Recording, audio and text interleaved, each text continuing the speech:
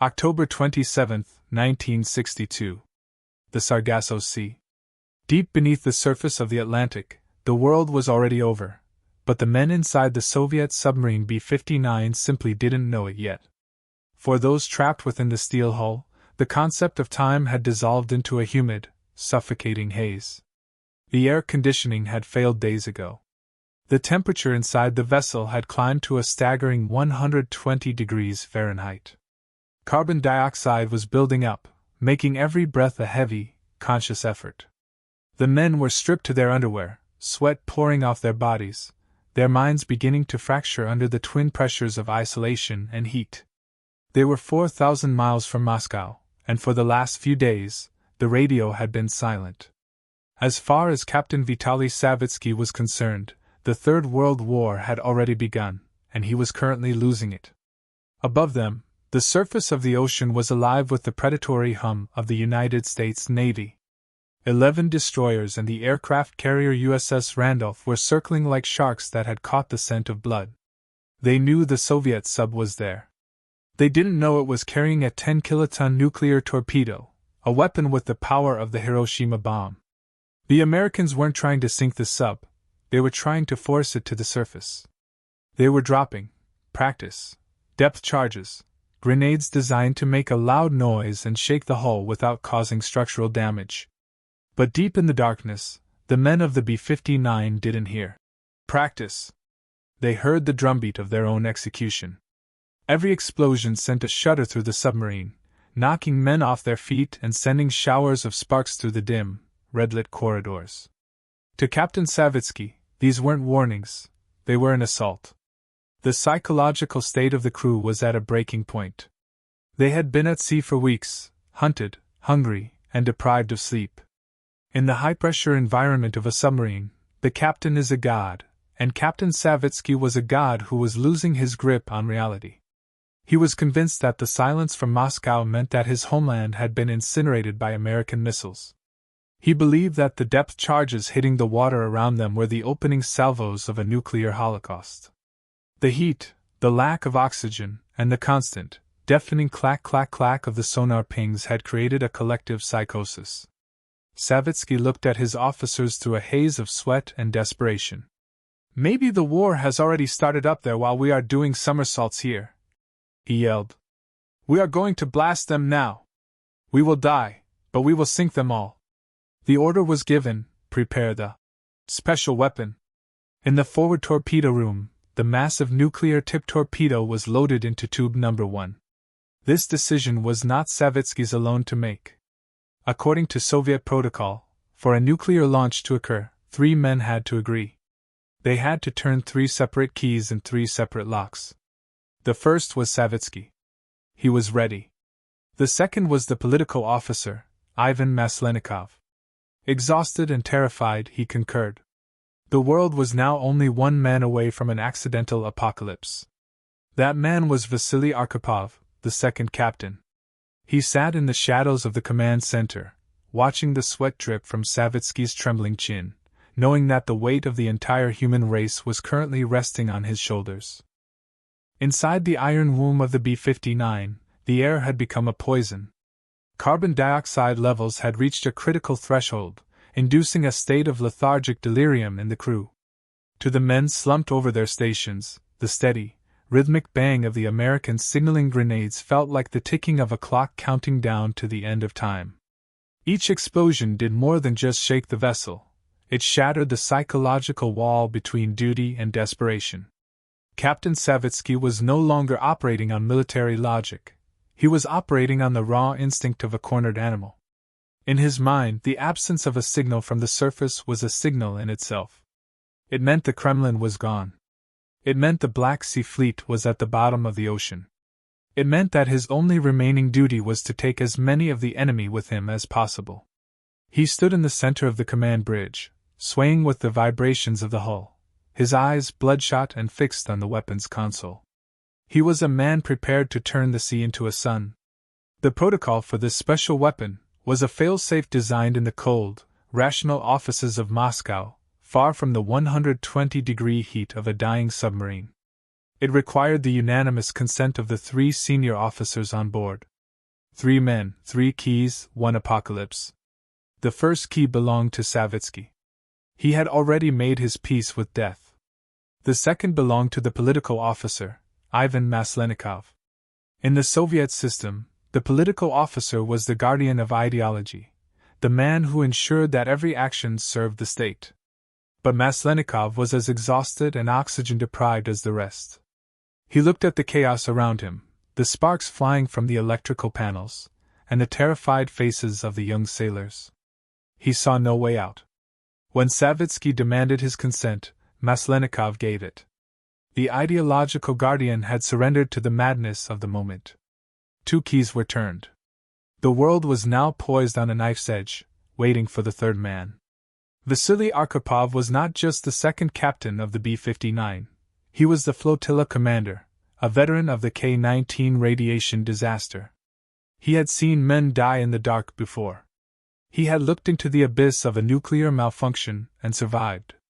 While Savitsky screamed about honor and Maslenikov slumped in defeat, Arkhipov remained an island of terrifying calm. He knew that the sound outside wasn't the sound of war. He recognized the pattern of the depth charges. They were too regular, too measured. They were a language, not a death sentence. The Americans weren't trying to destroy the B-59, they were trying to talk to it. But Savitsky was deaf to anything but the roar of his own panic. "We will blast them!" Savitsky roared, his voice cracking in the thick, humid air. "We will die, but we will sink them all. We will not disgrace our navy!" The argument that followed was the most important conversation in human history, conducted in a room that smelled of sweat, ozone, and fear. Arkhipov stood his ground. He pointed to the hull, reminding the captain that if the Americans wanted them dead, there would already be a cloud of debris on the ocean floor. He argued that the special weapon was a deterrent, not a final act of spite. Savitsky, fueled by the CO2-induced paranoia, accused Arkhipov of cowardice. The crew watched in a daze as their 2 commanders fought over the fate of the world. It was a battle of temperaments, Savitsky's explosive, desperate pride against Arkhipav's cold, analytical restraint. The clock was ticking.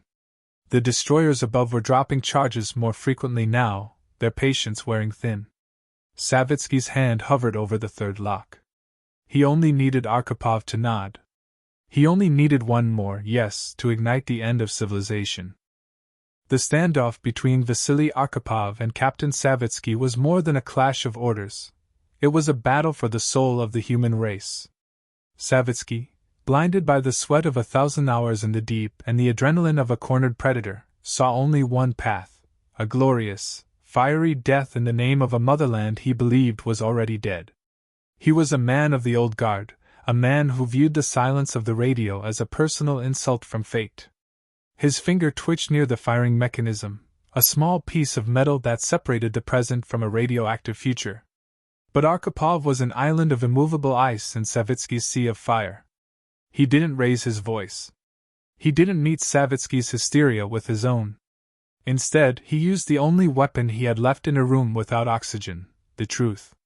He looked Savitsky in the eye, ignoring the screams and the tremors of the hull, and spoke with a clarity that seemed to pierce the humid haze. He didn't talk about politics or war. He talked about the sound. "Listen to the explosions, Vitaly," Arkhipov said, his voice a steady hum beneath the roar of the ocean. "They are too small. They are too timed. If they wanted us to bleed, we would have been crushed an hour ago." Arkhipov was drawing on every ounce of his experience from the K-19 disaster, where he had seen what happened when men acted on fear instead of fact. He understood that Savitsky's pride was the greatest threat to the B-59. To launch a nuclear weapon in a moment of uncertainty was not an act of courage, it was an act of terminal negligence. Arkhipov offered the captain a different kind of honor, the honor of the survivor. He proposed that they surface, not as a sign of surrender, but as a demand for information. He shifted the narrative from dying for the state to protecting the fleet. Slowly, the manic energy began to drain from Savitsky. The lack of oxygen was making it hard for him to hold on to his rage. Under the weight of Arkhipov's relentless calm, the captain's resolve finally buckled. The third key was never turned. The apocalypse was cancelled by a whisper in a dark room. Savitsky slumped back into his command chair, his breath coming in ragged gasps. The psychosis had broken, replaced by the crushing reality of their situation. They were a broken vessel, trapped in a circle of enemies, running out of life. Surface, Savitsky finally muttered, the words sounding like a confession. The order rippled through the submarine, bringing a strange, hollow relief to the crew. The ballast tanks, the great iron lungs of the submarine, groaned as high-pressure air forced out the seawater. The B-59 began its long, agonizing ascent. For the men inside, the change in pressure was a physical pain, a reminder that they were returning to a world that might no longer exist. They were ascending into a nightmare, but at least they were leaving the hell they had created for themselves. As the B-59 broke the surface of the Sargasso Sea, the hatch was thrown open for the first time in days. The air that rushed in was cold, salty, and sweet, the most beautiful thing any of them had ever tasted. But the sight that met them was one of terrifying majesty. They were surrounded. The dark silhouettes of 11 American destroyers were illuminated by powerful searchlights, their beams cutting through the night like white swords.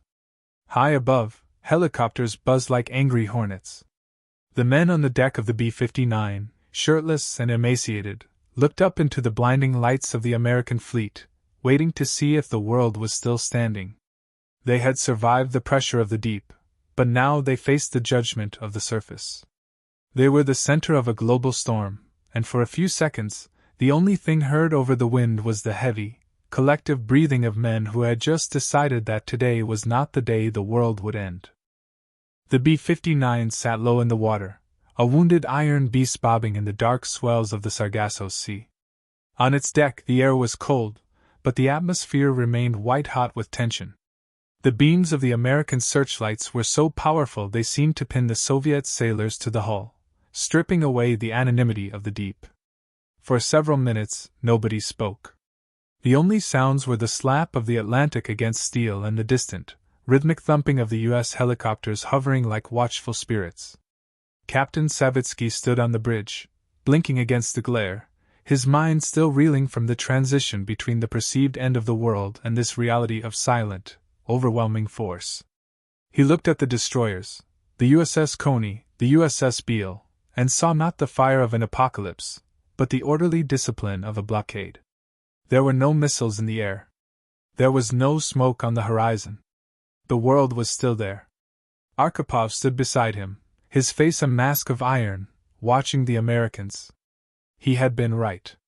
The silence of the deep had been a lie, and his "no" had been the only truth that mattered. The interaction that followed was a surreal dance of shadow and light. An American destroyer signaled via lamp. "Do you need assistance?" It was a question that carried a hidden sting of humiliation. Savitsky, his pride still smarting, ordered a defiant reply. "No. Our ship is in good order."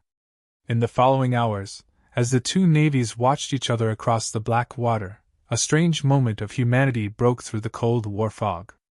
On one of the American ships, a band began to play jazz over the loudspeakers, the brassy notes drifting across the water to the exhausted Soviet crew.